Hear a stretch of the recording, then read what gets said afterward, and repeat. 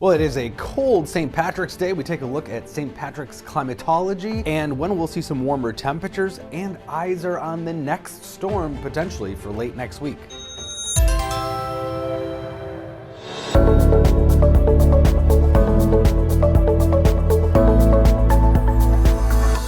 So we did get a swath of snow from southwestern Minnesota into northeastern Minnesota, pretty narrow area where they saw at least a few inches of snow, and the highest amounts were up around the Duluth area. Twin Cities amounts, yeah, tenths of an inch mostly, up to 1.5 inches though, and some of the western suburbs we'll show you in a second.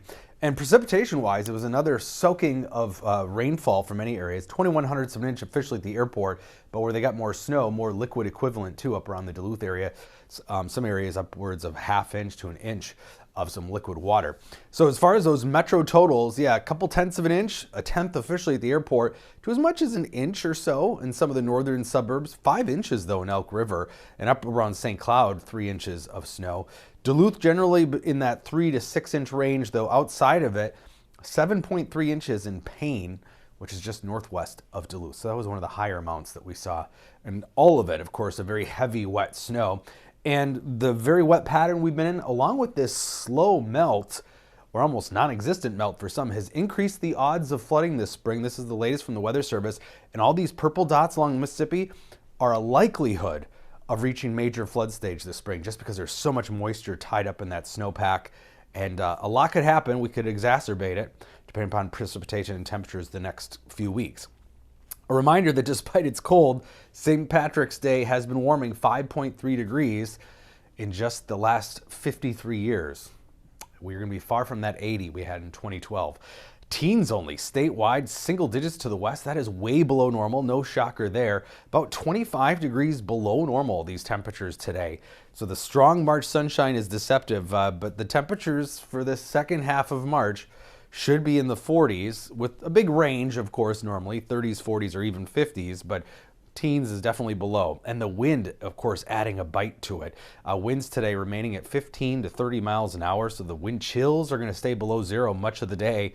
And here's tomorrow morning, more sub-zero wind chills. In fact, teens and 20s below zero is what it will feel like early Saturday morning. The actual temperature will be at its coldest, it looks like tomorrow night, because we'll have clear skies.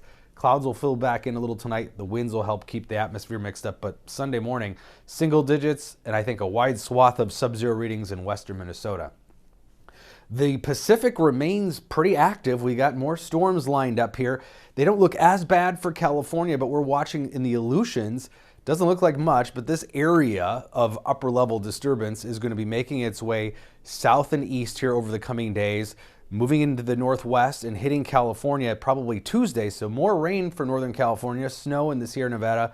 But again, this system doesn't look as bad as those previous atmospheric river events. Then it comes back into the plains. We're talking rain turning to snow, and then maybe some severe weather again in the southern part of the U.S. So a classic spring storm again. So here's Wednesday night, rain turning to snow for places like Minnesota, the Dakotas, Wisconsin, and then potentially a severe weather outbreak or at least some heavy rain Thursday into Friday for the southern plains into the southeast. Now, as far as snowfall goes, way early still, 6 days away, but the model's generally favoring northern portions of maybe Minnesota or North and South Dakota, but this could easily change, and it is going to be complicated where it's probably going to be rain turning to snow at some point. And the risk of severe weather, well, difficult to pinpoint this far out, does seem to be lining up in the southern plains. This is the supercell index, so typical spots this time of year, Texas, Oklahoma, Missouri into Arkansas, and Louisiana could be looking at a severe weather threat late next week again. A lot of precipitation either way, whether it's in the form of snow, rain, or thunderstorms. We're talking about another soaking here across the central U.S. and critically over the Mississippi River, which could be flooding substantially this spring thanks to some of the snow and rain we've been seeing in the upper Midwest. Temperatures chilly today, still cold tomorrow. That's still 20 degrees below normal, but some progress. And still breezy on Saturday, but warmer as we head into Sunday. And then consistently warmer next week, but those temperatures are actually about normal, low to mid 40s. But hey, we'll take that. It looks like rain and snow develops again late Wednesday.